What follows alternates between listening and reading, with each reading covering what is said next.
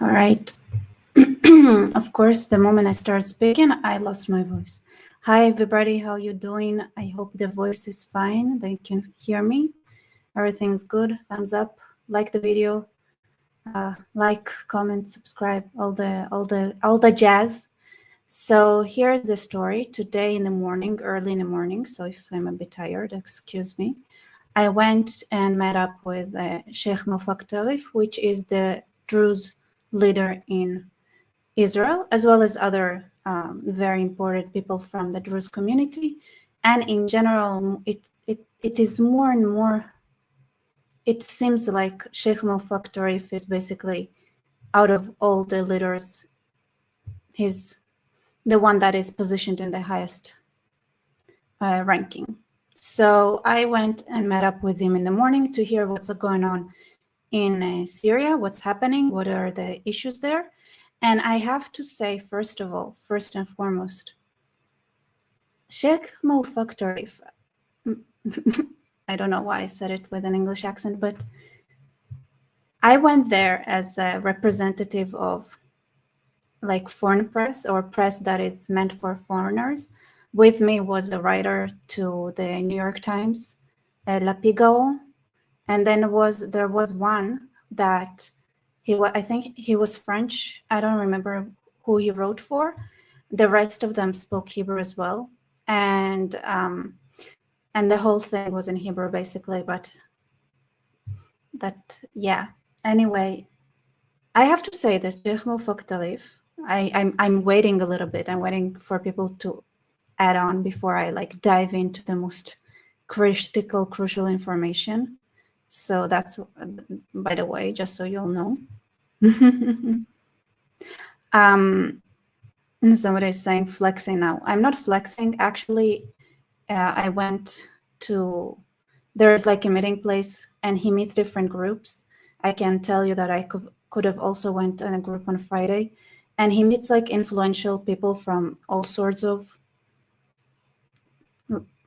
like, you know, different groups. I think the group after us, they were a construction, like they people with like who build construction companies. So they look for help from in every aspect of life, from people from every aspect of life. So yeah, Shana, good. I'm only a couple of minutes late. Yes, I'm actually waiting for people to come before I start saying everything that's super important for everyone to hear, because I think there is some critical information I learned today that I really want to share. And I have to say that just before going on this live, I noticed that Winston Martian, who I genuinely love, had this interview with a guy. His name is, here's the title, Middle Expert, the Unspoken Truth About What's Really Happening in Syria. And he brought a guy named Thomas Small, which I hate how much his name is similar to Thomas Sowell, because he doesn't deserve to even have a similar name to Thomas Sowell, who is a great, like, you know, philosopher.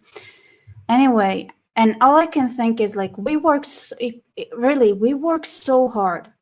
We all work so incredibly hard to tell the world the truth about what's going on in Syria. And then there's those grifters, these American grifters who know nothing about this area, who come and talk and ruin all our hard work to finally get some sort of attention from Western media. We get zero attention. You know, I literally like wrote to Visegrad, you know, Tusi TV and everything, like even Ben Shapiro. You know how hard it is to get people to notice that something is happening to a minority, because it's in no one's interest to care. It doesn't fit anyone's narrative. It doesn't fit everything that people are trying to just, you know, swipe under the rug. And then somebody who I understand it comes from ignorance and not knowing the area. But then you have these grifters who lie, who go ahead and just make up stories about the reality on the ground. Awful, awful. And I listened to several minutes, few minutes here and there. And this guy, like that, we work so hard. Today I was there, you know. If there is something I wanted to say about Geopolitical, and I waited for more people to come on. The guy, let me tell you, he projects kindness, warmth. You guys are saying the video is lagging. Oh no. Well, I hope it's gonna get better soon.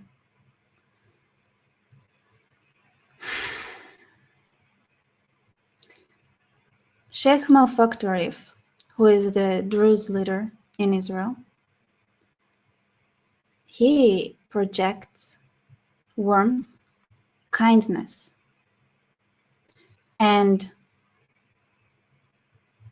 really you can see that he means well, that he wants good. And that is something that saying like these guys, I could say he didn't sleep for a while, like their pain, the understanding, like he said, and the reporters, even though it was meant for the international community, for some reason they still, most of them decided to focus on what Israel should do, what Israel can do. Are they disappointed? And then they tried hinting at, and they you know, Sheikh Mawfaq Tarif, and there are other prominent figures in the Druze community that were there as well, who they tried to shift their attention to the fact that Israel does not live in a vacuum, and there is an international community that ignores them, and that one of their biggest fights is to try to make anyone, literally anyone outside of Israel, talk about it. And there is so much misinformation and disinformation, and the atrocities that are happening there. First of all, we don't even know the scale. Okay, I want to remind you all that after October 7th, it took Israel months to understand who is who, to find the DNA between, you know, sifted through the ashes, literally, right? Like fragments of DNA between that are like just in a pile of ash, just trying to find like everything. And guess who doesn't have those capabilities? It's such a high technology privilege to even be able to understand who is the dead in front of you. Let me now start with the situation in Syria. How many are dead? They don't know. Why they don't know? Because there are 200,000 Druze who had to flee from their homes, and there are 36 villages that were burned to the ground. And they not only that, some homes they exploded, some they burned, and those that they didn't, they booby trapped them. The door is booby trapped. They cannot even open the doors to find the families that were slaughtered, because they went from home to home to home. And there is no one that can even go and open those doors, because they don't have the way to deal with it. Because, by the way, Hamas did it as well, right? They booby-trapped bodies, doors, homes. But Israel we are so extremely privileged. You know, it's like, I know it's a tragedy, but you also need to take time and say thank you for the riches that we have, for what we achieved, and for being able to not only stop the massacre, also regain the ground, and to recover the bodies and understand what happened to whom. That is so hard. How many thousands died? Honestly speaking, I think it's in the tens of thousands. It sounded like that, but they cannot say it. They cannot know because they cannot even go to those 36, I think 36, 40 villages that were erased. They were erased from planet Earth. And then you have this little piece of, let me show you the screen, just so you know who I'm talking about. Just so you would know who I'm talking about. So this guy here, not Winston. Winston is trying his best, but seriously, he failed big time with this guy. Some point he said that Sharia, Julani, the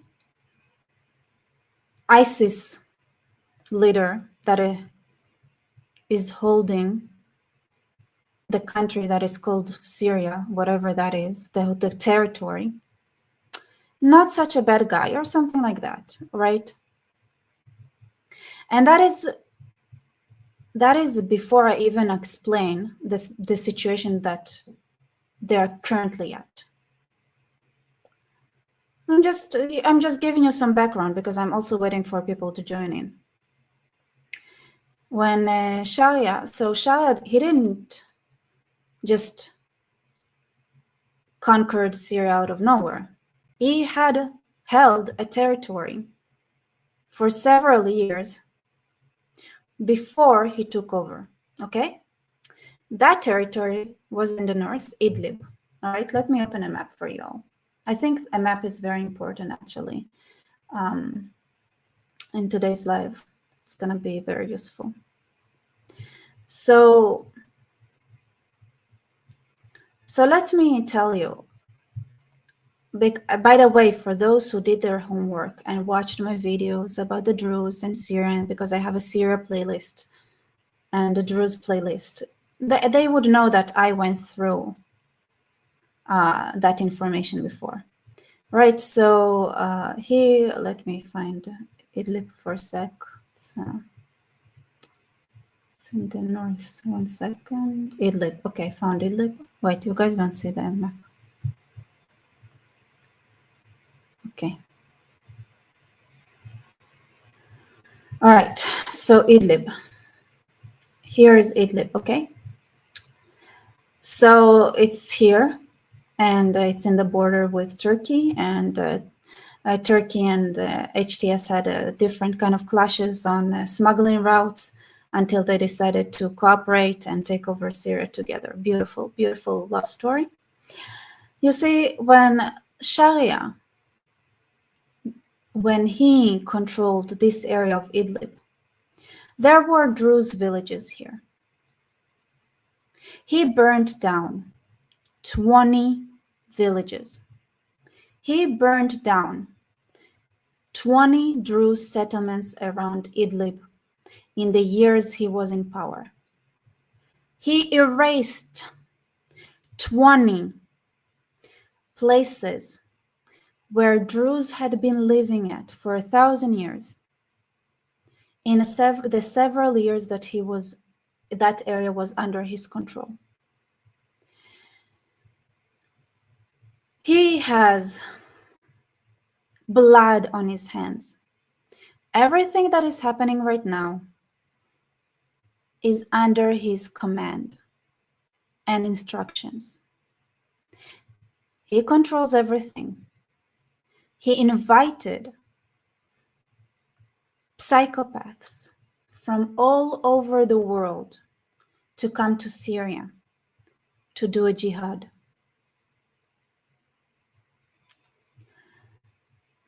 That is the person everybody saying, oh, he's great.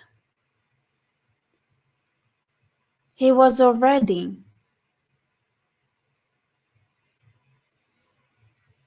with a great amount of massacres in his resume before taking over. And he continued enriching his resume. What? Ahmed Sharia? Julani. We're talking about the leader of Syria. That's his name.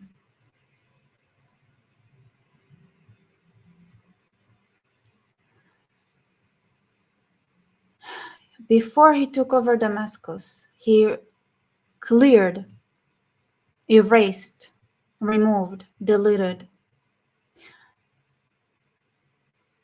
exterminated 20 villages around Idlib, the area he had control over.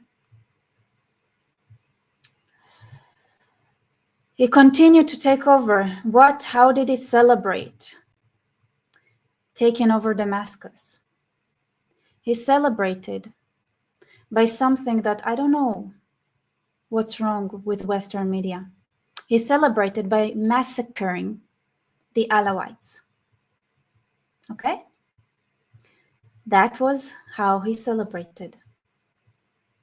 Massacring, killing, all of that. Do we know the numbers? Was anything really published in Western media? Actually, while they were massacring the Druze, the government had published an official document where they investigated that case of the massacre in the Alawites.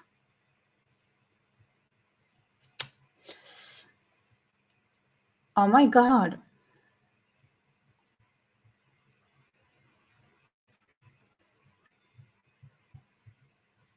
Animals.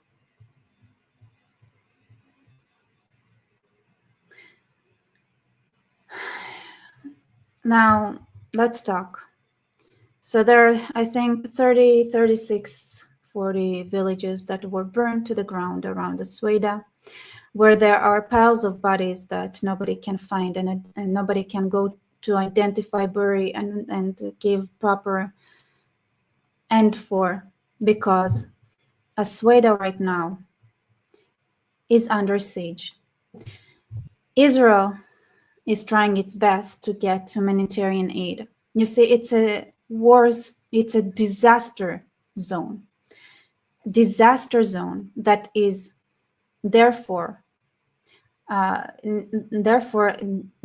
is supposed to get aid from the UN. Today, when the UN came after Israel had literally used everything they could do to, make them do anything about it. Did the residents get the aid? No, they didn't. Why? The Bedouins are surrounding this area, putting them under blockade and siege. What was the news? We tried to give them aid, but the Bedouin tribes wouldn't allow the humanitarian aid to pass through. Now we're talking about people who have no food, no water, and no electricity.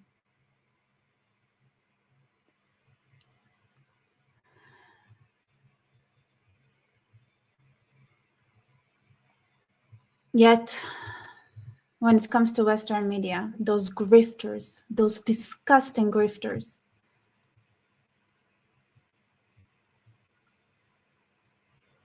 evil. By the way, they also bring to properly ethnically cleanse the Druze. They also started bringing heavy equipment like bulldozers to flatten the ground, right? The Bedouins did. And about an hour ago or so, I saw an update that Israel bombed that equipment. Thank goodness. Oh, look at that. Ynet just made an article saying, what would Israel's future be if the West is becoming Islamic? And it's stated as a fact that the West is being Islamized, and Israel probably needs to rethink its future with everything that's happening. Here is another thing. I made a video saying nobody cares about what Christians want. You know what else nobody talks about? During this time, right now, 50,000 Druze fled from Damascus. Not Druze, I'm sorry. 50,000 Christians that lived in Damascus now fled Damascus. They ethnically cleansed 50,000 Christians from Damascus, 200,000 Druze from the areas around Sweden, and Christians as well. Where is Western media? They bring people who say, oh, Sharia is not that bad, and those are sectarian clashes. Let me tell you another fun anecdote about those sectarian clashes. You see, I casually asked Sheikh Mawfaq Tarif about the Christians, and he said, you know, I'm going to be honest. The Christians, there is a silent agreement, there is a silent understanding in the Arab world, but that because the Christians are Christian, there are Christian countries that can accept them, so they flee. Like during these recent events, the 50,000 Christians fled Damascus towards Beirut, right? There's this understanding, and he said, but honestly, the Druze, there are no Druze countries, so they cannot flee to the West. It's not somewhere they can go. So they are in different situation. It's very like understandable, like that the Christians in the Middle East, they can flee first to Beirut and then from there to the West, because you know they're Christians and there are Christians countries. So nobody bothers talking about the 50,000 Christians that just left Damascus. But I'm gonna say more than that. That rise in Islamism in Syria emboldens Islamists everywhere. And here is what the Sheikh told me. Listen, I need to be honest with you. Yesterday, right, in the village next to us, it's a mixed village, Arab village. It's Christian and Muslim. A bunch of Muslims grabbed several Christians. And what did they do? They started showing them videos from the massacre in Sweden. They showed them the videos and said, you see that? You see everything that's happening in Syria right now? We're going to do this to you. In Israel, Muslims, in a side of a place where under, you know, Israeli supervision, Christians and Muslims managed to live relatively peacefully for the last 80 years. They see that, and they see how the Islamists get protected. They get protection from the West. And what do?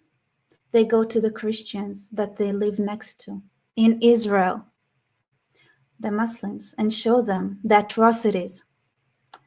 They show them the videos, you know, like a special, you know how Israel had made a 47-minute video where they made foreigners look at the video to explain what happened on October 7th. Beautiful, right? So the Muslims, no, they do the same, right? They took all the images and videos from the massacre that happened to the Druze now and the Christians in Syria, and showed it to the Christians in Israel, in next that their neighbors in Israel now, and said, "You see that? Look at that those beautiful slaughter images, because this is what we're gonna do to you." You know, how easy that would be for them, right? Those are sectarian clashes, right? Arabs versus Arabs.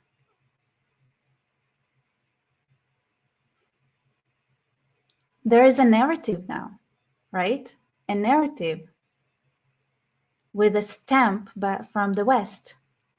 That's the narrative now. They see that narrative. Israeli Muslims see that narrative, and they understand that maybe, right, it's going to be complicated to copy paste the same exact narrative when it comes to the Jews, because the Jews are not Arabs, so it doesn't pass as just neighbors having a fight. Oh, but the Christians, the Arab Christians, fair game.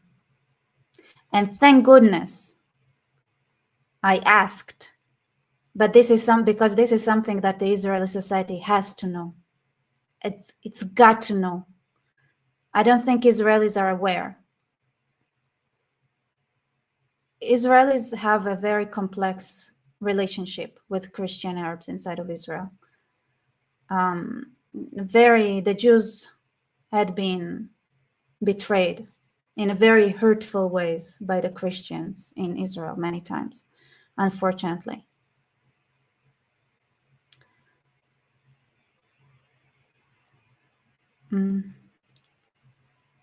So look how easy it is. I'm so happy that he told me that, because Israelis need to know that this is what Muslims say to Christians in Israel. And I was like, sectarian, right?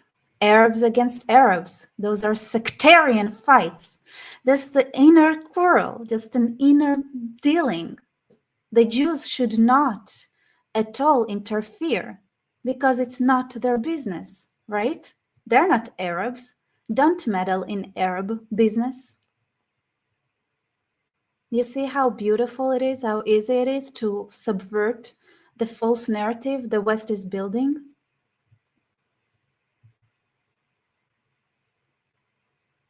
Bleh. And what the West, like, why?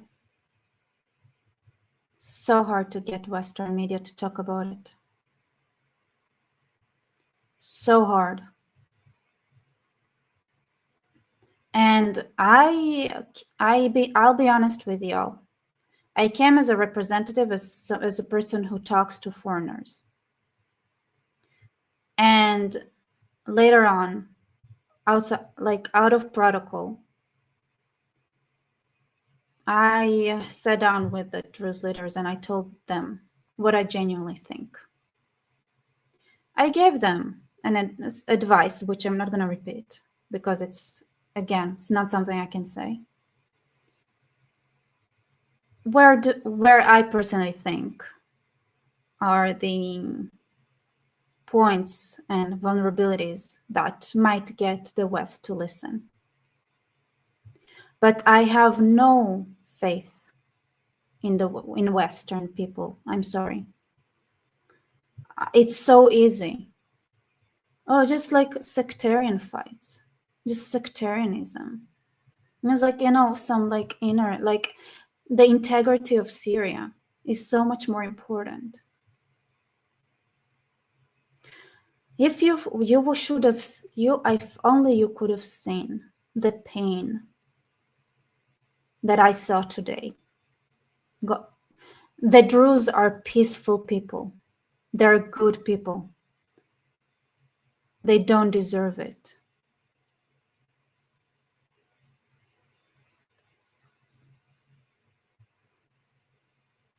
"50,000 Christians fled Damascus. But Christians are cowards. They'd rather die than admit that the Jews are right. Unfortunately. That's my honest thought. Those who are in Sweden, they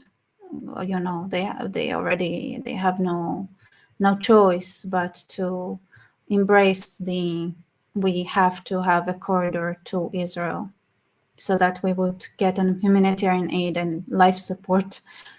You know the story of thousands of babies that might die because they don't have milk and baby formula and stuff like that in Gaza, which was a total lie. Guess where it's not a lie? Guess where it actually might happen? Guess where they don't get any food?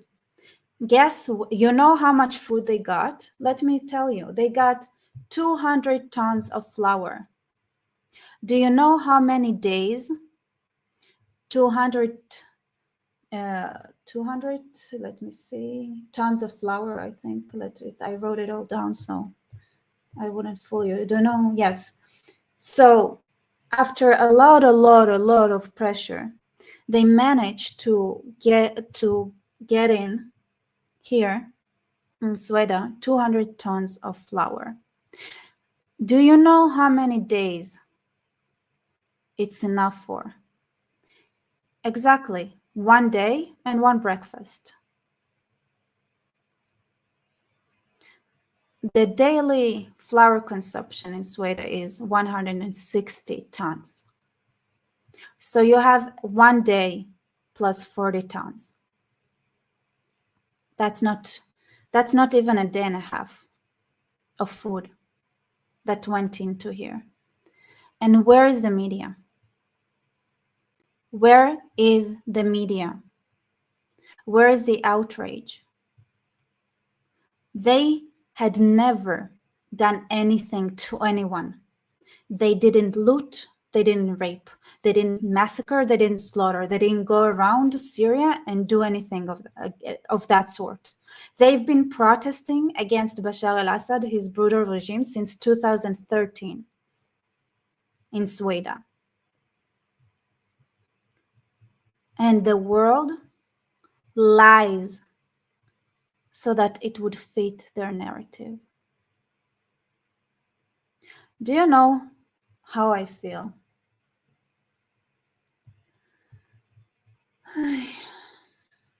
Here, let me see. We're pretending, oh, those are sectarian fights. So tell me, what kind of sectarian fights bring tanks, rockets, heavy military equipment? What kind of sectarian fights have that sort of equipment when they go around and slaughter and ethnically cleanse an entire minority?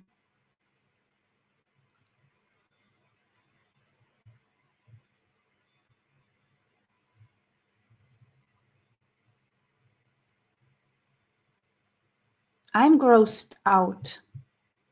I didn't think I'd be as upset as I am right now. But looking at this video with, we've been literally begging Western media to talk about it, anyone, anything. And then you bring that grifter on, that liar. Ugh, I'm disgusted. Anyway, you guys, if you want to go to my ex, it sounds funny.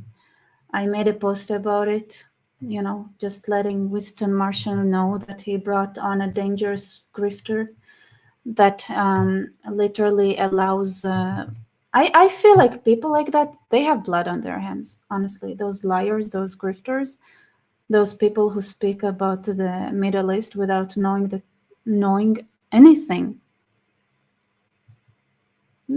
As far as I'm concerned, they have blood on their hands. Anyway, I made this post here.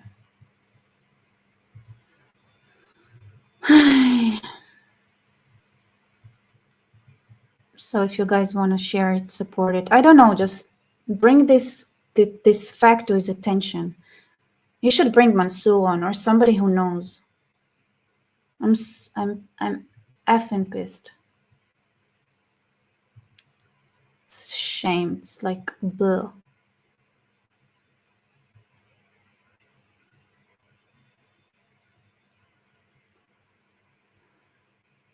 this is where we're at. That's my update. So the Sweden region, they're in real risk. 200,000 Druze were displaced. 50,000 Christians were kicked out of Damascus. And the world cheers on.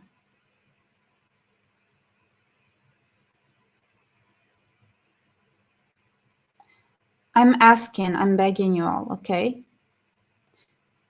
Spread the information. Share everything you see on the Druze. Don't let it die. Be obsessive about it.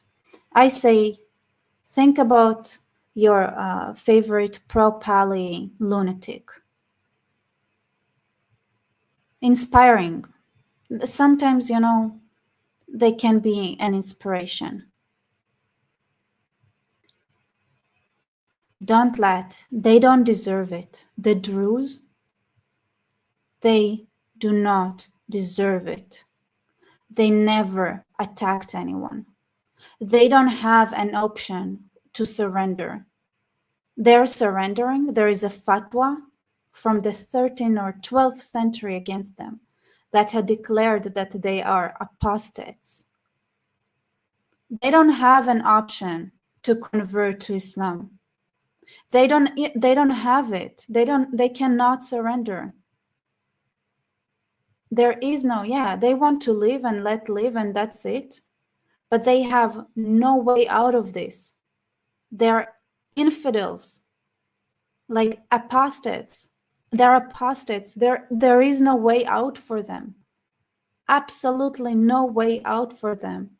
They have issued a statement of complete eradication, annihilation. They don't even have a choice. They cannot even convert to Islam. They cannot even change a side. They don't have anything to protect them. They cannot. If they surrender, they're dead. If Gaza lays down their weapons, they can rebuild their lives. They can have new ones. If Sweden lays down their weapons, that's ghetto Varsa. That's annihilation, death, genocide. They went through a genocide, a real one. And the world is, I want to throw up. Look, disgusting. I cannot, I don't know. Can I be more disgusted? And I want to say personally, every Israeli that I see that doesn't talk about it, I write it down. As far as I'm concerned, these are bad people. I know, I watch, I look at my friends.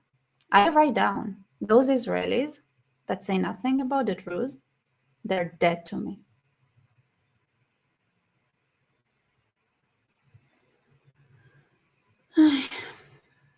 That's what I think. All right, I thought I'd take this opportunity to share. So there are two rooms, big rooms where I went. One is where we had the meeting with the sheikhs, and the other room is the war room. And there is an article in Hebrew that shows the war room, which I thought, you know what, since I went there today, I can show you the article, which is in Hebrew, but I'm gonna translate it to you. So, oh yeah, Deborah Freeman. This is exactly what happened to the Yazidis. The only people trying to save them were the Peshmerga Kurds, and the world denigrated the Kurds for this good deed. Exactly.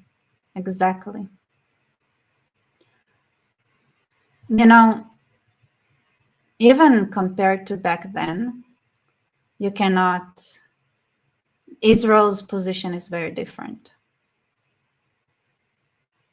But I remember that, Israel, the first time that the United States thought that it treated, how can I explain that? Israel was so much of a pariah that it wasn't allowed to participate with Western countries in anything that has to do with official military or real military operations. First time that it happened, I mean, if we ignore the cooperation with the French and the Brits during, in 1956, the first time where it was with America, 12 Days War. It was the first time where America was like, F that. Cooperating with Israel would not, it's worth the risk. Can you imagine like that the official stance was, we will not cooperate with Israel militarily on anything, because if we do so, we would lose the respect of the Muslim world?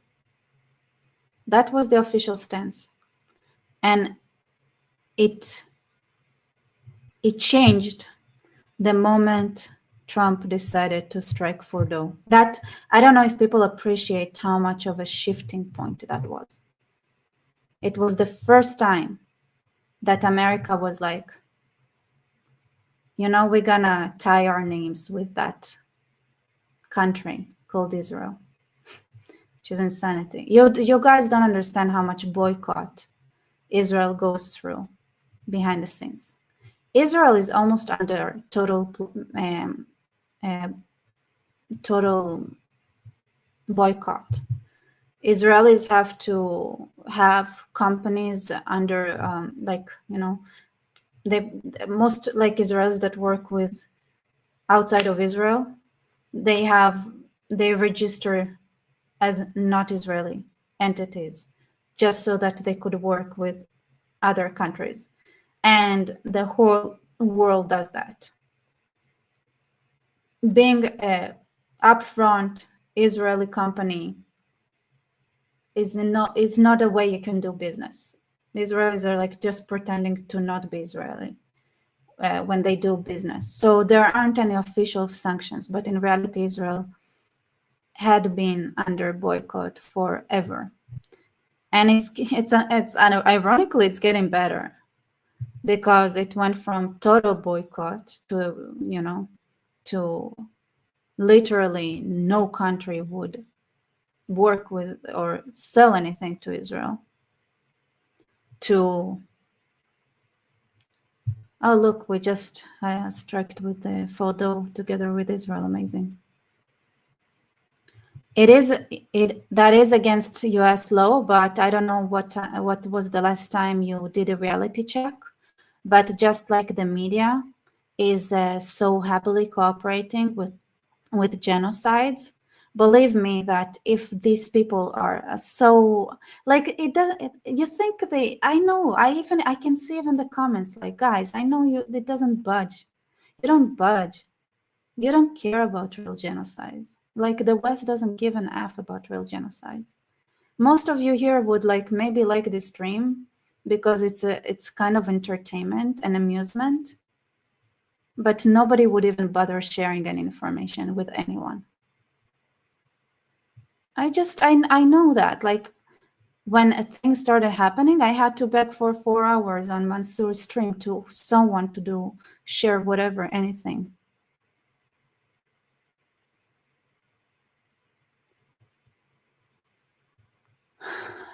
Yeah, Sharia is Julani. Yeah. Well, of course, the book got in my channel.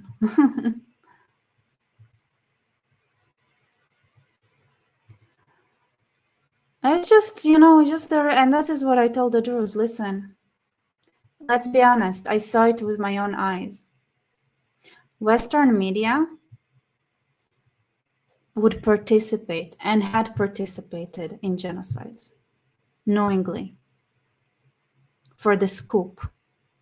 They don't care about humanity, not in the slightest. And their watchers, do you think anyone clicks on anything that is not trending? Do you think like we talk about genocide of the Druze? Do you know why also the media doesn't even bother publishing anything? Because nobody even clicks on it. Nobody watches this video.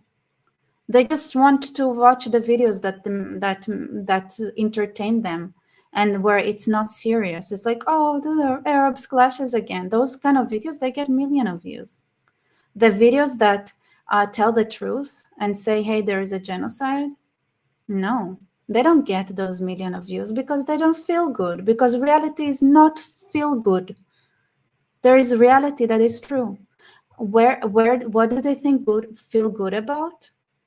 You know, they feel good on when they know they can shit on something. They know they can shit on Israel because Israel cares, right? They get the attention. Israel would engage in a dialogue with them. The United States would engage in a dialogue with people. Nobody would engage in a dialogue with you if you support the Druze. You'd just be ignored. So nobody cares because nobody gets attention. And not getting attention, that's death. In today's world, you not paying attention, that's a death sentence.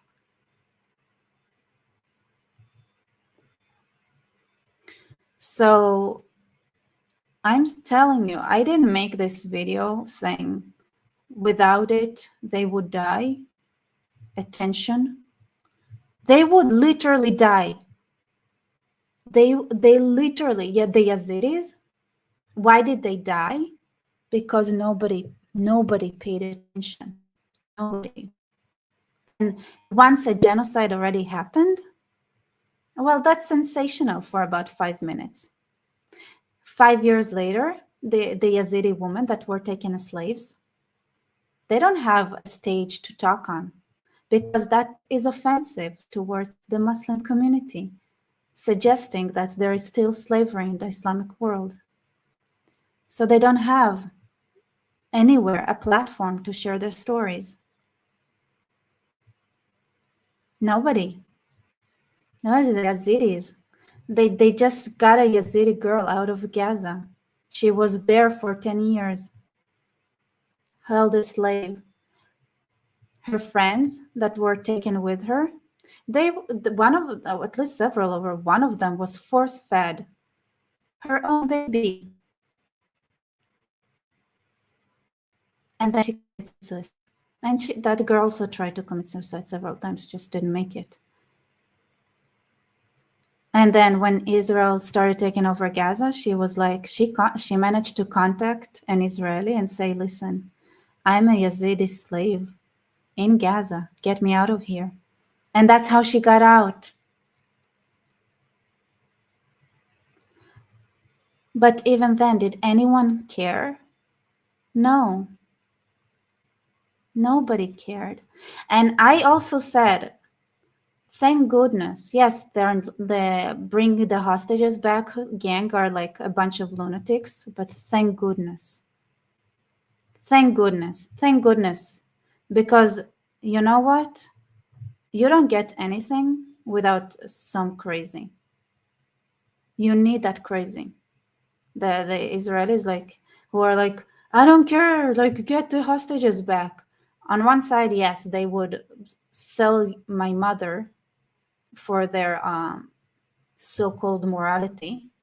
On the other hand, God, just like he did with the Pharaoh in Egypt, where he hardened his heart. You can always trust that Hamas would harden their heart. So it's the perfect combination. On one hand, lunatics who keep shouting and going crazy around Israel because of the hostages.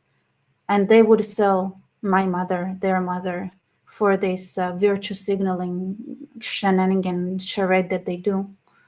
But on the other hand, a group that wouldn't comply no matter what. and like the middle that would not allow the actual selling of the mothers, right? Thank goodness for that dynamic. That dynamic is perfect. That's the dynamic that allows Israel to keep going, ironically enough, because they're so obsessed, they drove the whole world crazy. And without being crazy, you get shit. Absolute shit. You get spat on and slaughtered and everything.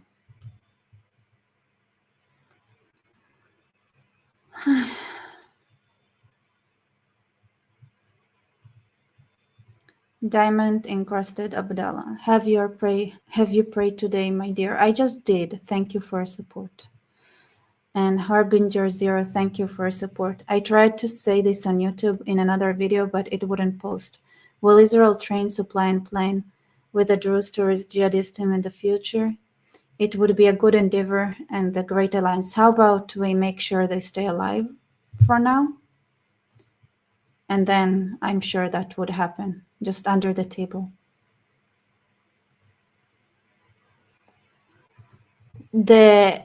Here's the thing, and also they sell this false narrative, another false narrative they love selling is saying that,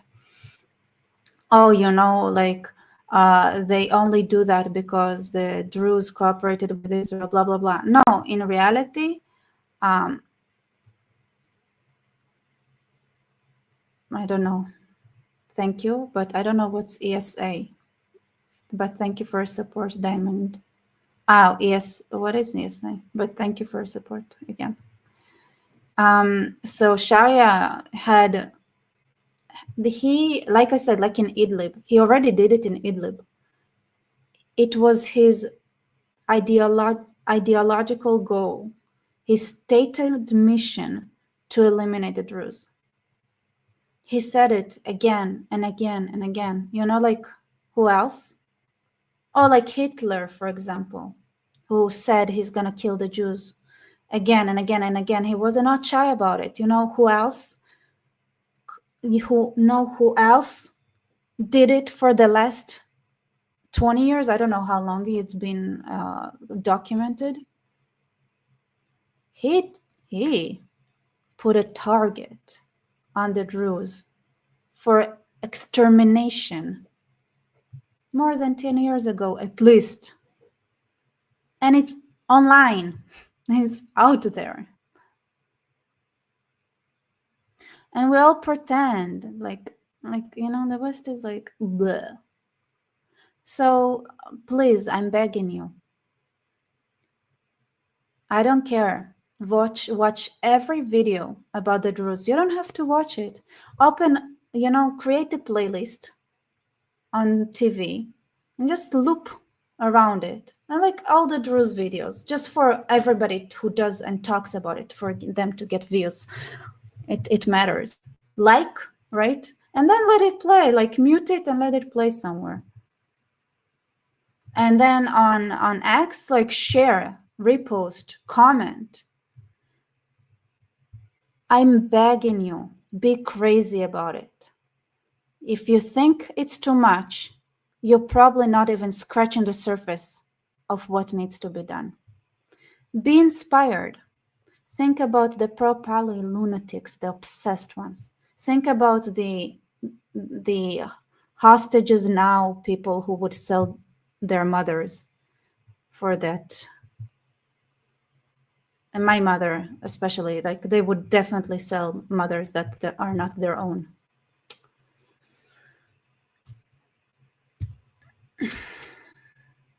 Please.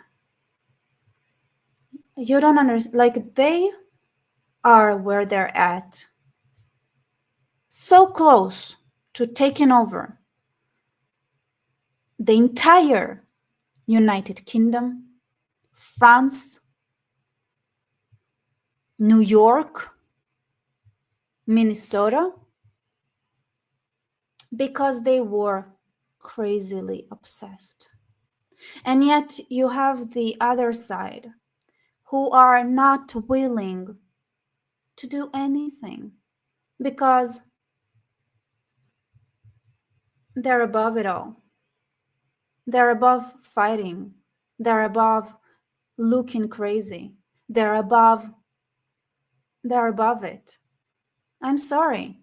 Our side, bleh. That's what I have to say. Yeah, I know it helps when you have credential from a mental institution. But at some point you have to understand that to save a life, you need to take action and be crazy because that's what it requires. Whatever it takes. I also want to remind you, like, one thing. I was like,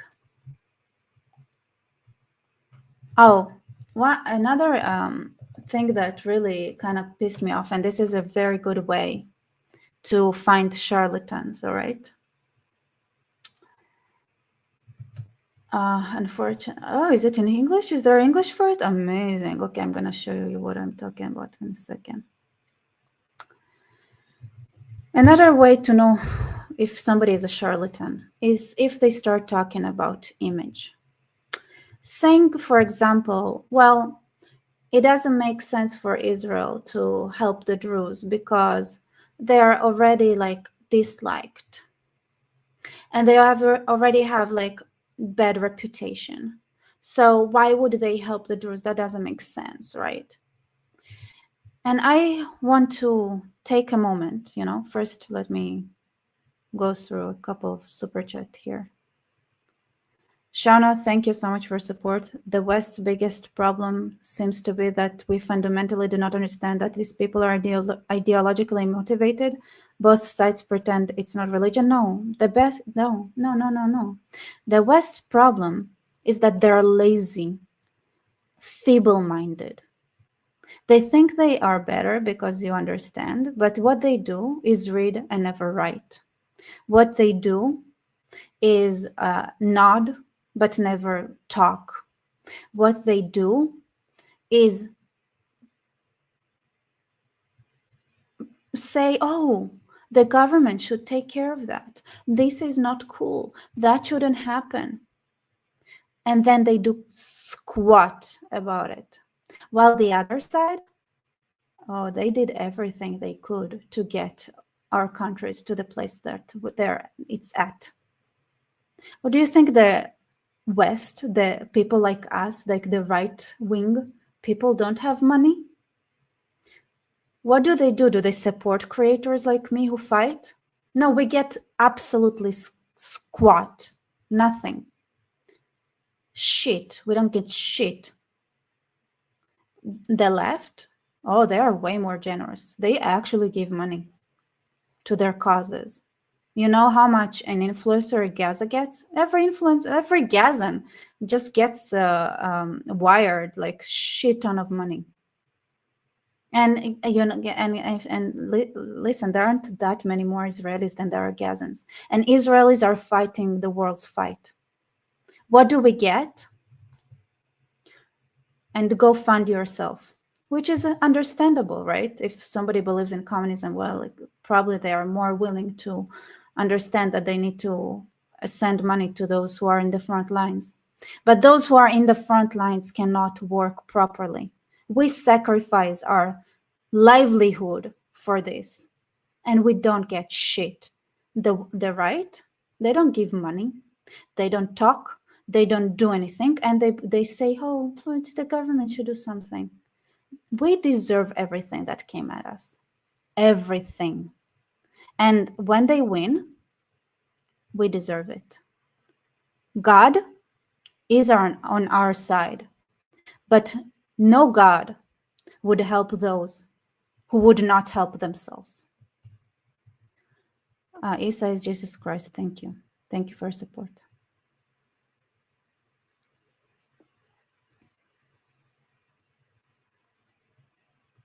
Exactly. No George Soros funding us.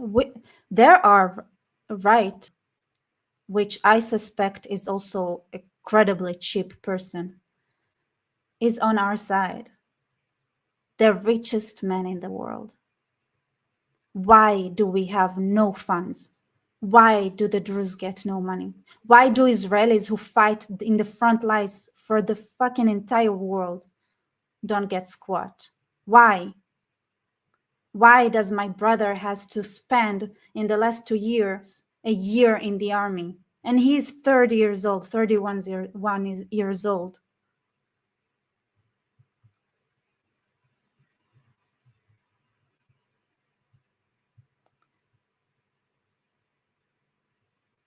There are people who are willing to do whatever it takes. And then there are people who would do absolutely nothing. The left, they were ready to break the rules, to go around, to go door to door. And our side deserves what it gets, let me tell you that way. That's what I genuinely believe. So for those who start talking about how Israel, and by the way, if you guys want to support me specifically, I also, if you go to my Instagram, you can see the details to where to donate to for the Druze. And if you want to guys support me, then of course there's Patreon, Buy Me Coffee, and everything like that. And by the way, just sharing. You know what else I know? Like people on our side, like they don't even share. They don't share videos. They don't talk about it. It's like there is a shame. It's like pathetic losers, and we're gonna die because we're pathetic losers, and that's what we deserve, honestly. That's what I think. If you're not willing to do anything, then you deserve to go. And I speak on my behalf as well. All right. So here's the thing. So people who say Israel, right? Somebody who claims to be an expert on the Middle East and that he can tell you what Israel thinks or does. Like Israel is a great litmus test because Israel gives you a good hunch. If they don't know how Israel operates, they should definitely not talk about anything else. Because you cannot understand the Middle East without understanding Israel, and you cannot be an expert in this area without understanding Israel, because Israel is a very important bid, okay? If a so-called expert goes online and then he says something like, oh yeah, Israel's image, or how does Israel, like Israel shouldn't do something because it doesn't look good. For example, Israel should not bomb Damascus because it looks like they're a colonial power. They don't know shit about the culture that they are pretending to know of. So let me show you something extremely important. Maybe the most important thing I can show you. Self-sacrifice in Jewish law. Self-sacrifice, which I'm so happy they have it in English. Self-sacrifice is required in Jewish law for rare yet specifically defined circumstances in which Jew is expected to sacrifice their own life rather than violate a religious prohibition. And what I wanna, and this is something, it's a rule called Yareg ve'al yavo. Transgress and do not be killed. That is, I don't know what it means. Basically, whatever. So, number one, preservation of life. Judaism places a high value on life. It is therefore permitted to disregard all but three blah blah blah bullshit. This is not what I care about it.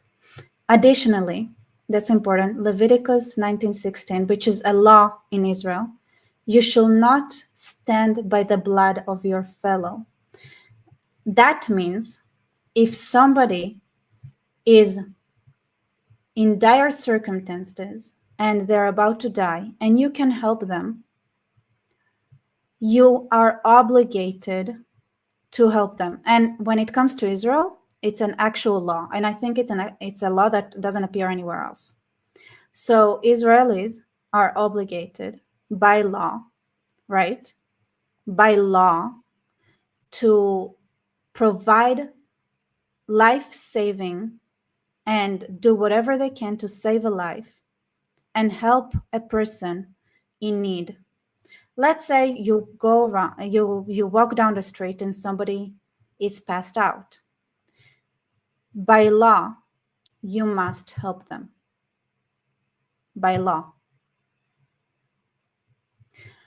And more than that, if somebody tells you that they would kill you unless you enable circumstances that would make someone else die, meaning that if somebody points a gun at you and then says, unless you kill someone, I will kill you, you must die. You must tell them, no, I will not kill anyone else. And then you'll die. It's self-sacrifice. You are not allowed to kill someone else, even if your life is at risk. So even, right? And if it, to a further extent, even if there is a risk that you would get killed, but you can save someone else's life, you must save their life. So when somebody says and pretends to know anything about Israel, and they say, oh, Israelis are not really concerned about Druze life, it just serves their interest, or they say something along the lines of, Israel shouldn't do something because, it would hurt their reputation. And yet Israel is in a situation where you shall not stand by the blood of your fellow. That means that by religious doctrine, we must help them, even if the West would come and kill us. Even if there is a direct threat, even if we go and help. And I say that, especially when it comes to other Jews, right? So that's unnegotiable. And then even that, you can see how much the Israeli society feels completely so uncomfortable with the fact that Israel did not go all in to save the Druze. This is why.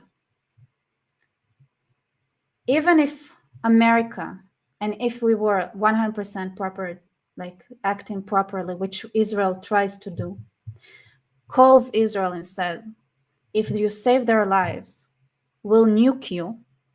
Israel is obligated to say, nuke us. We will save their lives. This is what it means to understand Judaism and Jewish culture and us. If you don't understand the principle of self-sacrifice in Jewish law, you cannot talk about Israel.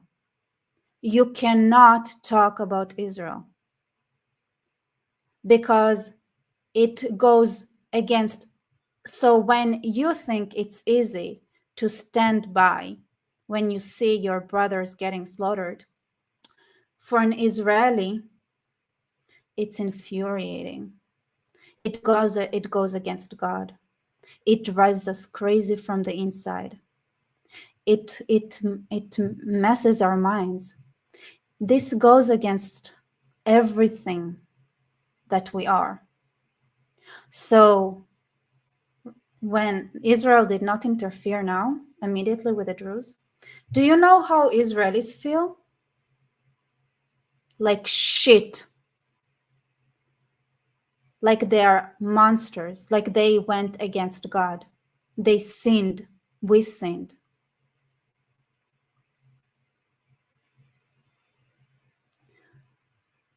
And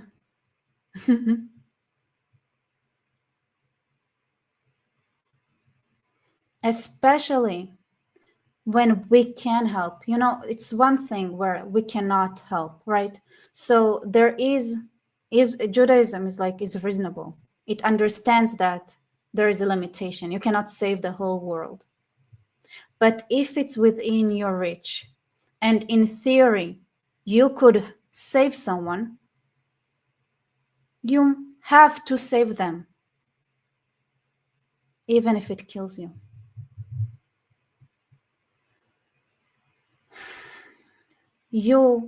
And it's something that is so fundamental. You cannot pretend to be an expert without knowing something so basic about Judaism. And I say it, and I said it a million times when I went to AP's channel. I said, you don't understand Judaism and Israelis. We are fundamentalists. We are religious fanatics.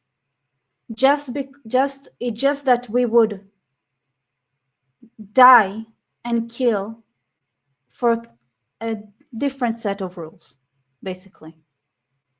But that doesn't mean we're not willing to go the way, fundamentally so. And guess what? It's so ingrained. You don't even have to be a religious, so-called religious too. Secular Jews do it all the time. You know how many people jumped on grenades in general in Israel's history and on October 7th? They jumped on them to save lives. You don't understand how fundamental Israelis are, how crazy we are. You don't know how many jumped on terrorists to grab their weapons away.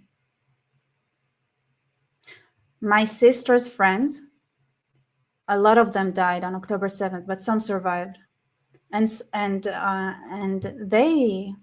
I asked my sister, how do they feel? And say, like, they're proud. They jumped on the terrorists.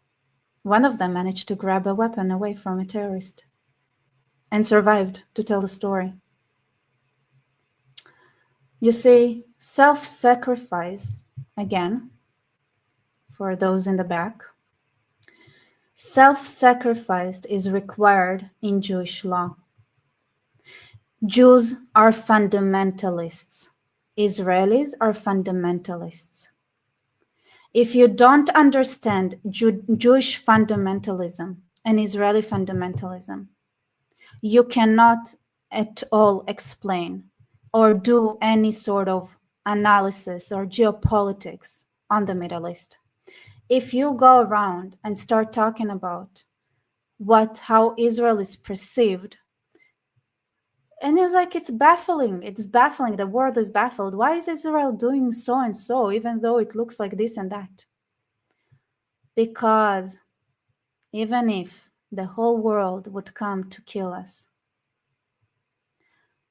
self-sacrifice is required in Jewish law in those cases.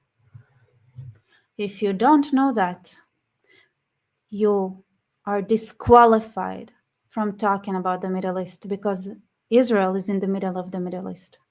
If you don't understand that Jews and Israelis are fundamentalists, they are religious fanatics. Even if we look secular, we are religious fanatics. We are religious fanatics. And we would die if this is the condition the world sets to saving a life. We would die. This is just something very important to understand.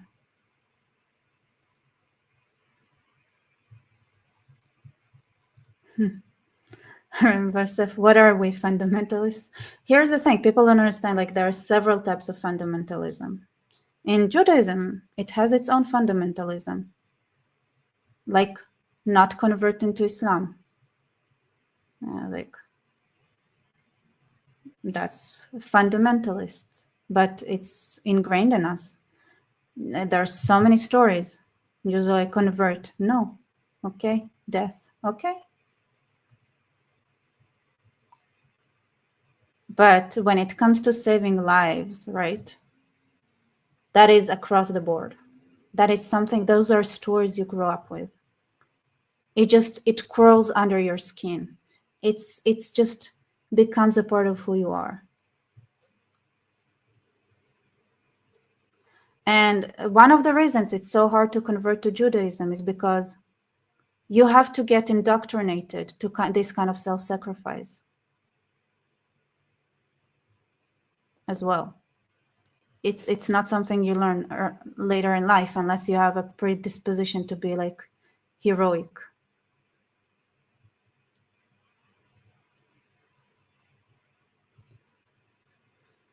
All right. Carlos Rodriguez, thank you so much. Hard to get your attention today. Can you please look at your Buy Me Coffee? Yes, thank you so much. I am looking right now. Oh my God, thank you, Carlos, for your support on Buy Me Coffee. Okay, let me read your message. I can show it to everybody.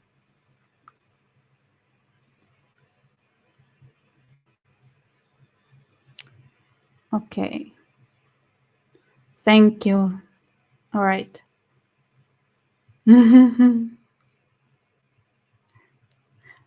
It's so, was it kind of hard to read now?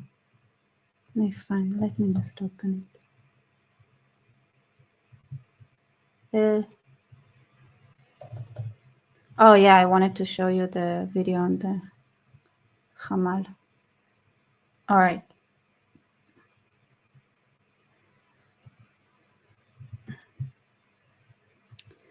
So Carlos Rodriguez, thank you for support. Here's what it says. The Thinking Man's Guide to Supporting Rebecca. Pick one of the following. Visits to Starbucks or what is it, McDonald's? Number of drinks at the club. Packs of cigarettes per month. Energy drinks. Any not so healthy habit. Do less of your choice. Give savings to Rebecca. Oh my God, Carlos, you're amazing. Thank you so much for that support. Oh my, this is beautiful. Thank you so much. Thank you. Thank you. Thank you. I'm speechless. I love it. Guys, see, that's how we can be all healthier. Amazing. Hi. So thank you. Thank you. Thank you. Thank you.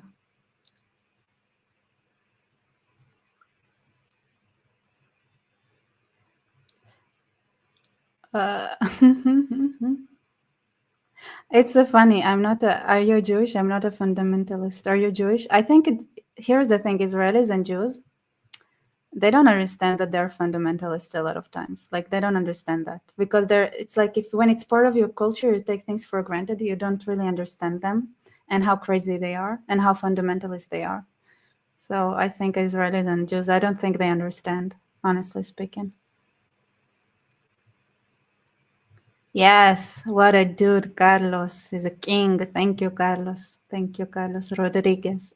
I don't know where you're from, but I always read it like Carlos Rodriguez. Carlos muy cómico. Carlos has the best advice ever, guys. You should follow it. All right, you guys want to watch the Druze? Actually, I have the video here. אתמול בשעות הצהריים בכפר ג'וליס בגליל, אנחנו בחדר המבצעים של... Why is it not showing? Is it just me or is it not showing? Here, okay. So that's the video, but I think maybe if I open it on YouTube right now, it might have, we might be lucky and there are going to be like subtitles or something.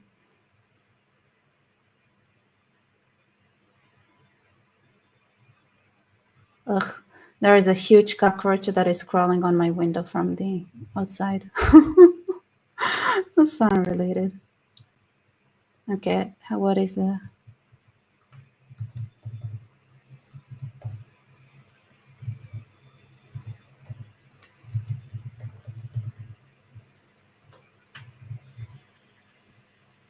I'm saying slow computer. Okay, let me see if there is an option for subtitles here.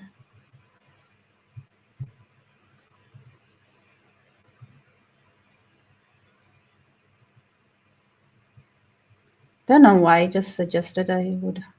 Here there is, yeah, okay, fine. I'll do this one. Okay.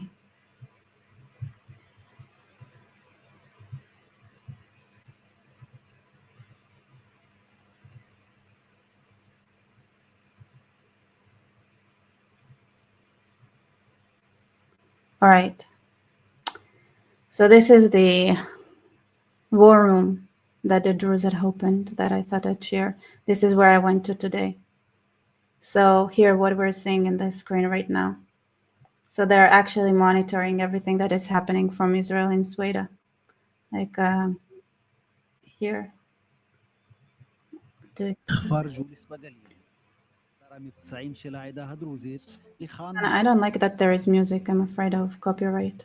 So here, what they're saying. So you have two villages here connected by central axis, and you have a point that will be destroyed. Yesterday noon in the village of Jews in the Galilee, we were operating rooms of the Druze community. So here the moon.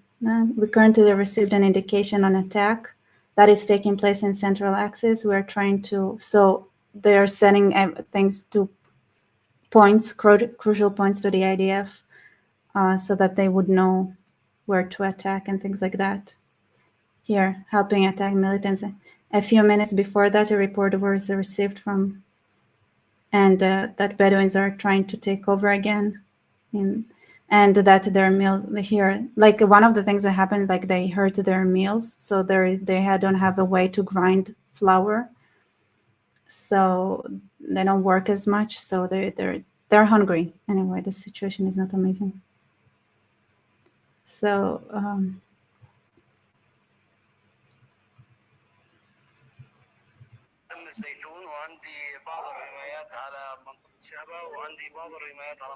shooting.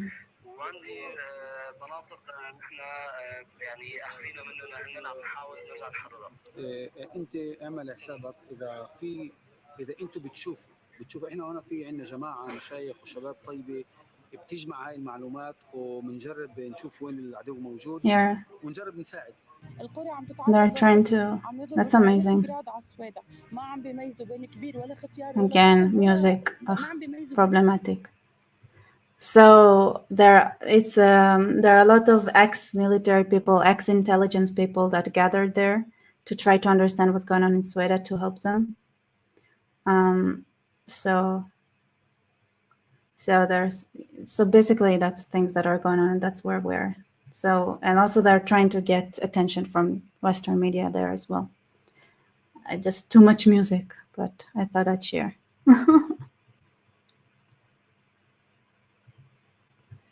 And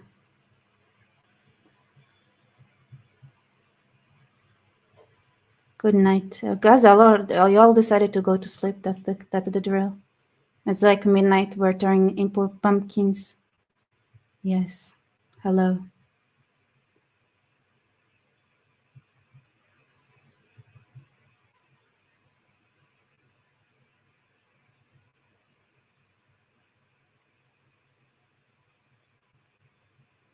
All right. I think it looks like you guys are kind of.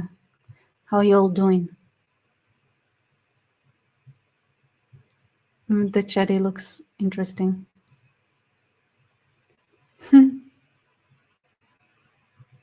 Yeah.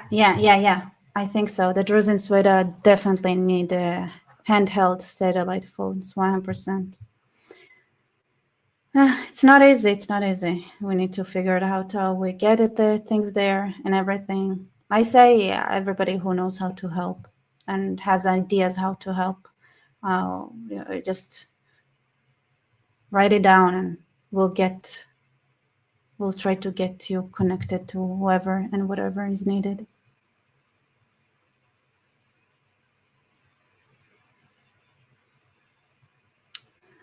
Rebecca, can you stop acting like a warmongering Jew psycho for once? Absolutely not. This is what I'm here for. This is my stated mission. I think that the goody two-shoes, Western idiots are not the way to go. I think warmongering Jew psycho is what it's the part of us that we all need to invoke, embrace, adopt, and start acting accordingly. Or are we gonna lose our countries?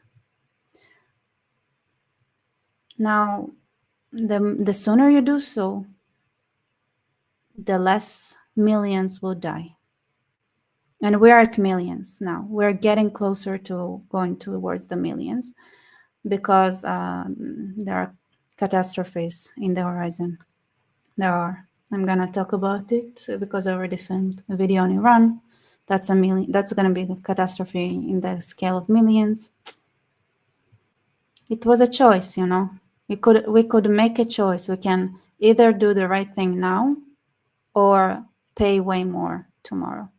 And also support this channel. That's 100% one of the great things and very helpful things for humanity that you could do.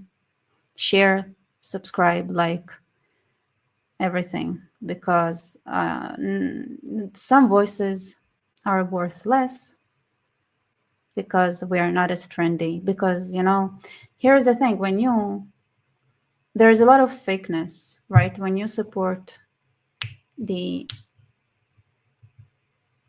Muslims, they do the job and they do whatever it takes. So it's easy.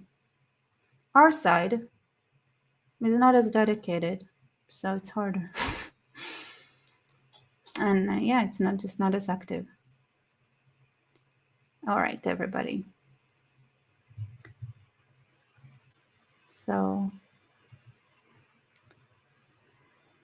I think I'm gonna go to sleep and just ask you and beg you again to start taking action.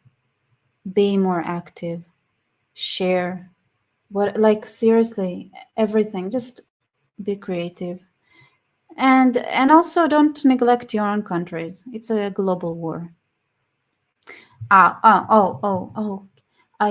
just realized I forgot the most important thing.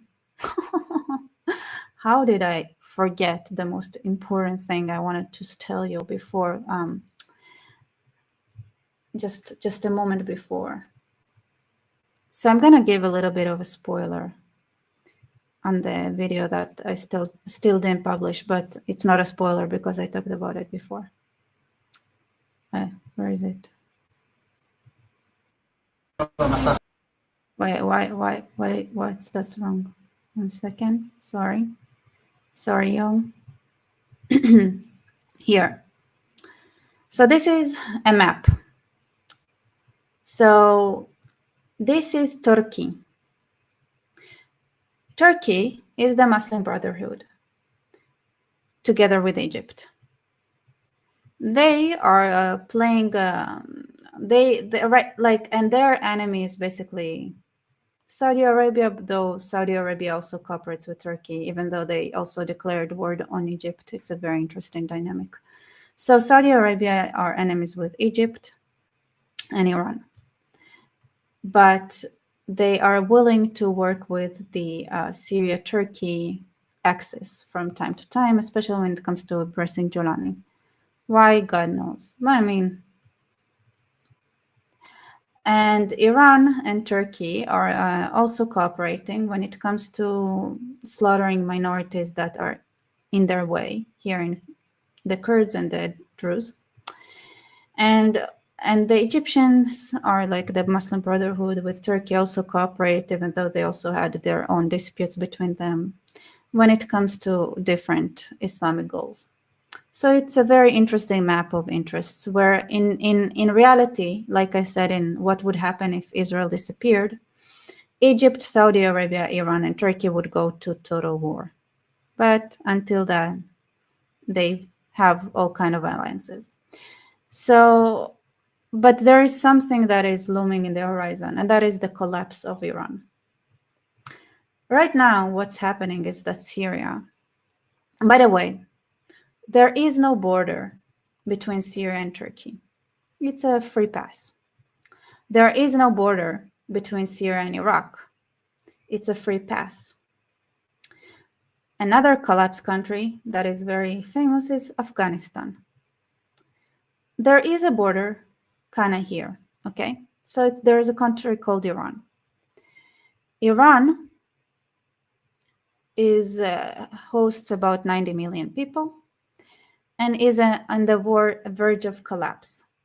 Right now, they have around 10 million people that they need to be displaced, but when it's 10 million, it can still be internal. The longer the regime holds to power, the more likely it would be that it is 50 million people that would need to be displaced. Why? Water system collapse. Total water system collapse. I filmed a video about it. But it's coming. It's there. It's coming. Looming. It's on its way. So notice what we have here. We have Afghanistan, which is currently the jihadist hub of the world. See, until Syria was gifted to ISIS, jihadists from around the world would gather in Afghanistan to train and to have their plans on conquering the West. And now they also have a hub in Syria. Once Iran collapses, there is no border between Afghanistan, Iran, Iraq, Syria, and Turkey. From there, right, the main jihadist hub would go into Syria. Syria and Turkey don't have a border, but Turkey is extremely close to Europe. Remember the nightmare that was the civil war in Syria? Now add a collapse of a country with 90 million people in it. Free pass. And the #1 jihadist training center would now be available for all, right? You know, Iran, because it's not totally collapsed yet, they have to keep their borders to an extent. But that would all go down the drain. And because they're working hard on crippling the Kurds, something that America is actively, stupidly cooperating with because it's infested with the Muslim Brotherhood. The Kurds, the Jews, and the Druze here, the Jews here, and the Kurds here are a literal living fence of minorities that is a border between the group of jihadists here and the group of jihadists here. Now, the group of jihadists here, and by the way, right now there are a lot of jihadists that are coming from Uzbekistan to Syria. But once Turkmenistan, like once Iran is gone, Uzbekistan, Kazakhstan, and of the Kafkaz, it's a bit more complicated because there are like real mountains here. So, you know, they would have to go through. But yeah, I know if they might go through, what happened was that they went through Russia to Belarus and then to Poland, right? That's what they did. Like they took this route. You see, what would happen is it's very important to understand is that with the water system collapse in Iran, the water system is going to collapse in Iraq as well. And the water system is already in bad conditions here, meaning the jihadists would loot everything that there is to loot here living in what used to be the Fertile Crescent, an irredeemable wasteland. Already the agricultural land is collapsing all over Iran. The Kurds right now keep this area somewhat alive, but they are on the jihad list. And if Trump's agreement with Turkey would pan out and the Kurds would become and comply to and give up their weapons, and America would completely pull out of Kurdistan, what we have is a literal wind whirl of jihad that would go all the way to Europe uninterrupted. And believe me, Turkey has no interest interrupting that. So Iran, when America decided to stop Israel back then in June, when it was literally, you don't understand, it was the last minute before the 12th hour. It was the last minute before catastrophe struck. If America would have understood what's coming, you see, America was under the delusion that they could make the regime take the extremely important last minute steps to save Iran from the water system collapse that has already started. It's unfolding as I speak right now. America that didn't be, and that they boycott direct Israeli intelligence and Mossad advice. The direct advice was, you don't understand, this regime in Tehran right now, those who run it, are willing to sacrifice every last Iranian for jihad. Every one of them. 90 million people. They would keep doing whatever they can to continue the jihad. And they have no incentive to take any action that would save Iran. Once now, in several provinces, the ground and the aquifers are completely depleted and the ground is salinated and it collapsed. And when I say collapsed, I mean collapsed, like buildings cracked.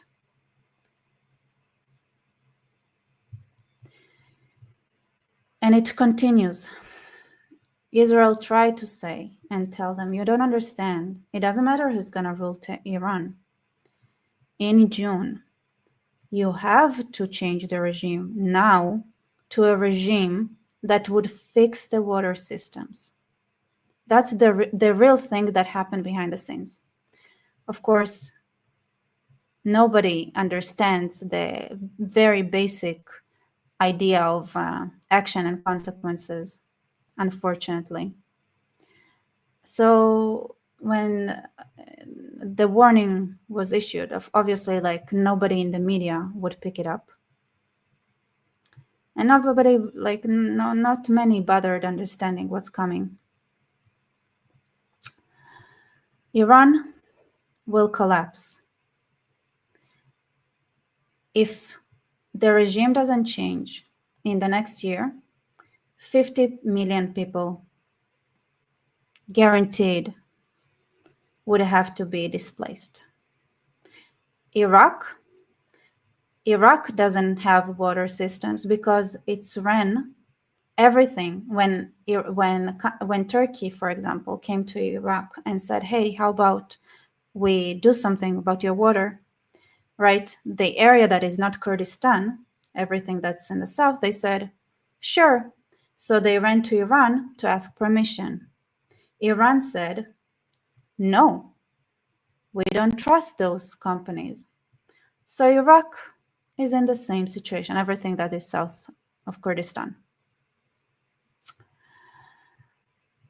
You're going to have an uncontrollable wind whirl, like a free passage all the way from, Uyghurs, basically, in China. Oh, did you guys miss the old Silk Road? So the old Silk Road is about to be reopened. It's about to be reopened as the Silk Road. As Jihad Road. All the fundamentalists from the Uyghurs in China to the jihadists in Turkey and Syria,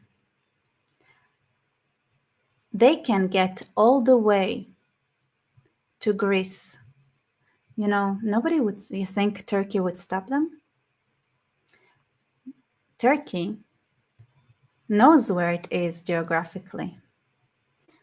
It's going to be very interesting to see how it's going to squeeze Europe's balls. I was like, this flood, we can open the gate. And Turkey, I don't know if you guys know, is under is suffering from a severe inflation.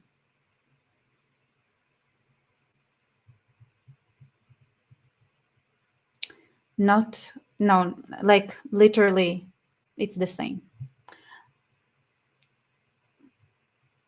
The kind of people I'm talking about that would do that road, it's literally the same. So Turkey had a very, very interesting fiscal policy in the list ever since Erdogan went to power with his grandiose jihadist delusions and Islamic way of running the economy.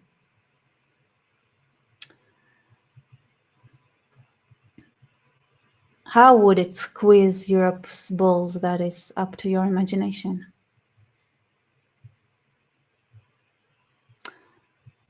But do you really think they would have any real interest in stopping those? Because there is no border here. There is no border between Turkey and Syria. Do you think they would start investing in their border all of a sudden? And of course, once the jihadists go through, do you think they'd be like, yeah, just stay in Turkey and do whatever you want to do in Turkey? Or would they be like, brothers, we are here all together. Let's go to Europe. Which one would it be, sweethearts? Which one? You see, without Israel, and you know what's fun? Israel is blocking the South. Without Israel, they're gonna have the 100 million from Egypt and the 100 million from Sudan join in as well. Basically. They already suffer that from Libya, but they have to cross an ocean. And guess what? Here they can literally walk. And it's not a hard walk. It's in fact, it's such an easy walk to walk. Israel and Jordan, which is annexed to Israel because it 100% is under Israel's umbrella. And don't believe any bullshit about it being independent.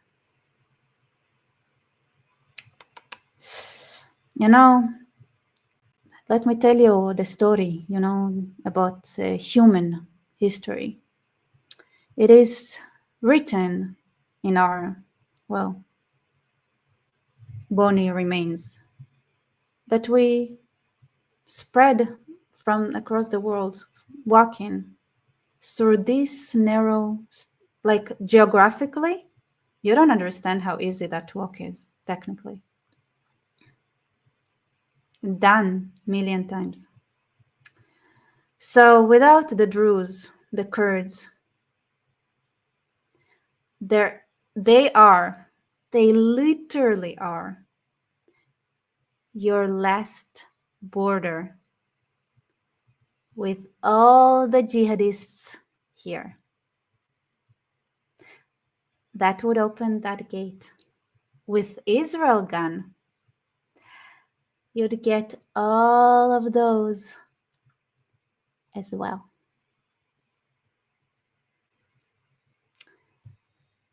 You're welcome for that little lesson in geography. I hope you are ready for the reopening, the grandiose reopening of the Silk Road. I hope you are. It's going to be very festive. It's going to be great. It's going to be amazing. Right? You guys happy? You guys ready? You ready? So I would say you need to explain that to every person in the world, because you don't understand that if you lose the minorities that are literally your last dwindling gate or fence from literally all the jihadists in the world. Are you ready? Are you ready? Are you ready? Or do you understand now that you have a gun pointed at you? You need the Druze desperately, and you need the Kurds, and you need the Jews. You're forgetting about Russia's part in it. I'm not. Russia already has, like those here. Like, I'm sorry, you cannot see. Wait 1 sec. I went briefly through Russia. By the way, I explain more about that and from different angles in my video, talking about what would happen if Israel would disappear. In Russia, it's the area of the Caucasus, right? But in theory, there is nothing that would stop them to going through also this way as well, like going through the Georgia, Azerbaijan, Armenia, these are the highest. This is the highest mountain range in Europe. It's not that easy to cross.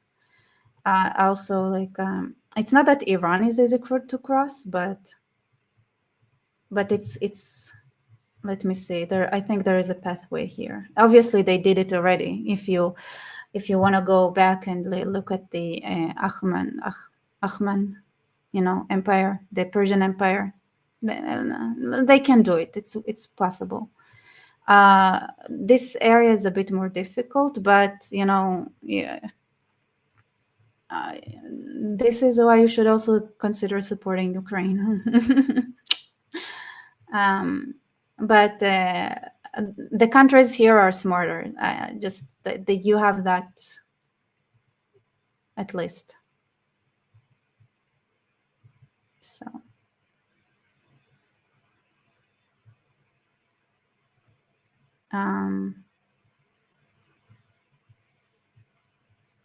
Yeah.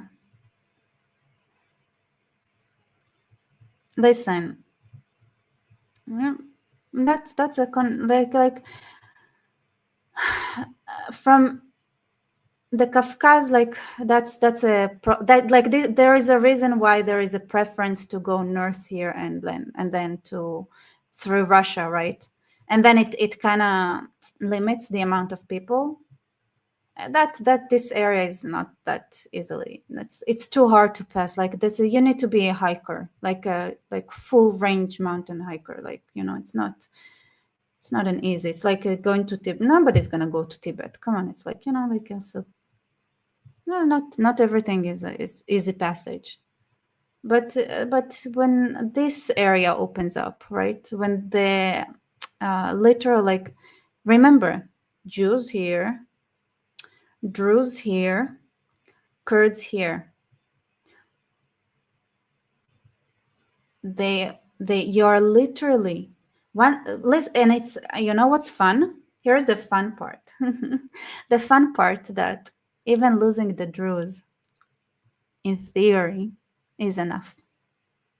Just losing them You already have a corridor here. You don't have to even lose the whole like Kurds. You don't need to. You can just they can all pass through here, like millions and millions and millions of people. Nothing would stop them, right? Right now you have Israel, who is like, okay, where they're attacking and they're looking at that border. But if once America, right, America tries to force the Kurdish hand, like they try to force them to give up and surrender to Julani and the Druze as well.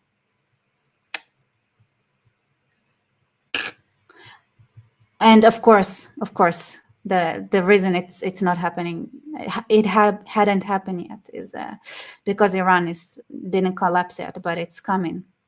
Unless you change the regime here, you're dead. You don't understand. Israel doesn't just say things like you have to change the regime for nothing. When Israel says something, it means that if you don't do it, you're dead. And when I say dead, I mean the entire West, then humanity. This area is geopolitically the most important area in the world. The most. If you don't understand it, you're just, you know, this is why your adversaries worked so hard to make sure your education system would look the way it looks now. It doesn't take a genius to understand how dead you are if you just look at this area and look at history and know what the Silk Road is. And if you know what the Ottoman, do you know why Europe discovered America? If you don't know why Europe discovered America and what the Ottomans did to Europe,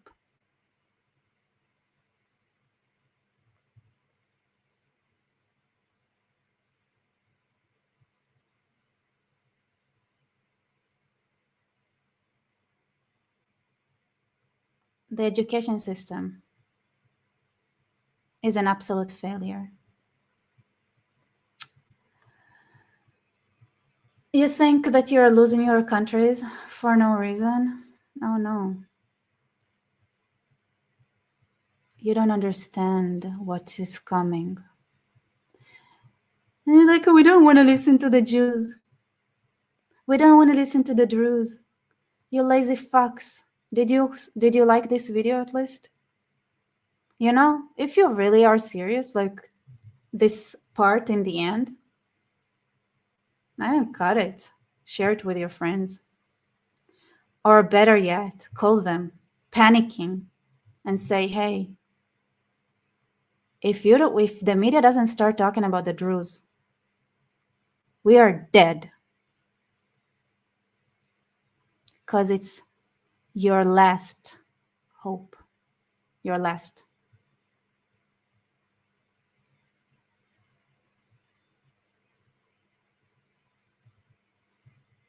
Yes, Thomas Jefferson fought the Libyan pirates. All right. Now it's your choice. I'm serious. If you, after that conversation we just had, go to sleep, wake up in the morning, and don't do anything crazy, like shouting out of the rooftop, you deserve it. You deserve what's coming. You know, and at some point I can tell you, like, there is a limit to how much I can sacrifice my life to doing this and trying to warn you all. At some point I'll be like, you know what? It doesn't help. I'm going to die of starvation because food in Israel is inexpensive and we are at war and life is hard. Whatever, YOLO. Doesn't matter. Why, like, better let the world go. I'm a Jew, you know, I'm worthless anyway. Who cares about my thoughts or thinking? Like, Jews have higher IQ. Oh my God, you have an entire population with so-called higher IQ, and yet nobody figure out that maybe you could use that to stay alive. And Harbinger Zero, it's time to mend ties with Russia. Oh yeah, it is. You have to figure Russia out, 100%. Because Russia is also afraid of it. That's the thing. Russia is terrified of that exact scenario. But they're alone. And unfortunately, Russia is something that always, like, I thought, and I said in my channel, like, you don't understand, like, if you understood Russia's fears, and yet Russia has, like, it's the whole population. This is why I personally don't, when people's like, let's remove Putin, like, you don't understand, like, it's not removing Putin, it's Russia. It's removing Russians, because they all have that generational trauma that is shared. And they don't know how to deal with those threats that I just mentioned without going to imperialist wars. They literally don't have any other tools. They don't know. And if you don't understand that, when you talk to the Russian population to explain, hey, there is another way where you can secure yourselves, then you lost.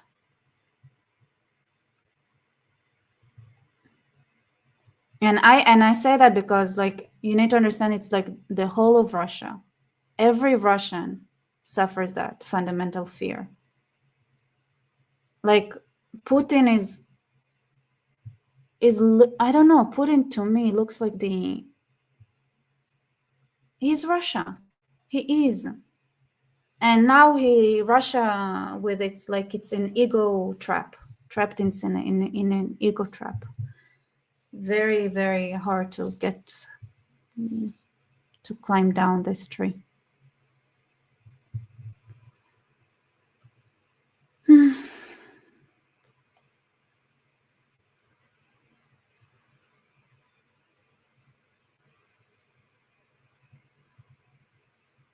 Yet the Russians seem to be the only ones brutal enough to scare Muslims. They made that one dude eat it. Yeah.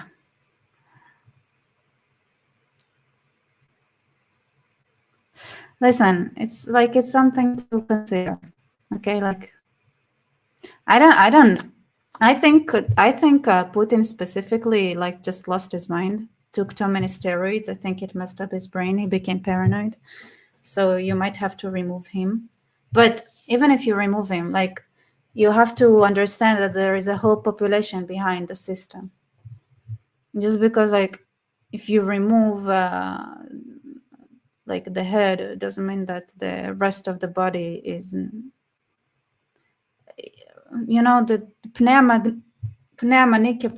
like the leader you get is the leader, like, it's the leader that reflects its generation. That's the thing.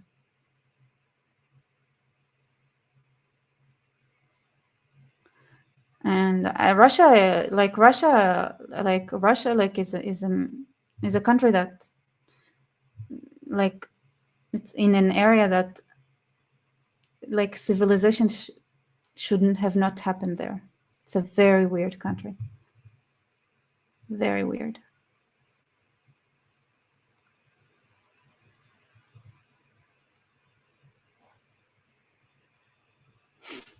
Mm-hmm.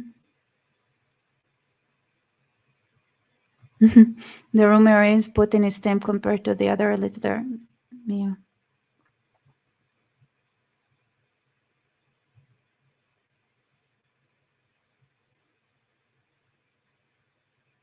Anyway,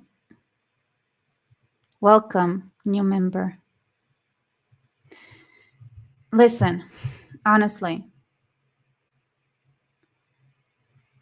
it's not a joke. I know it's not fun, and people come to YouTube for entertainment.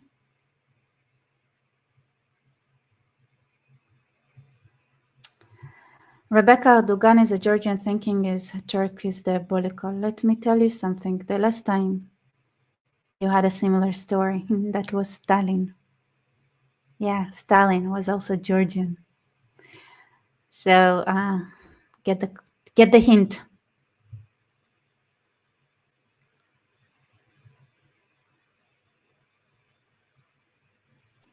Okay. Everybody.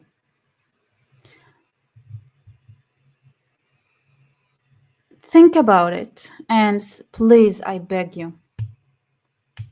If you don't understand, if you don't start acting as crazy as the pro-Palis act, I'm sorry.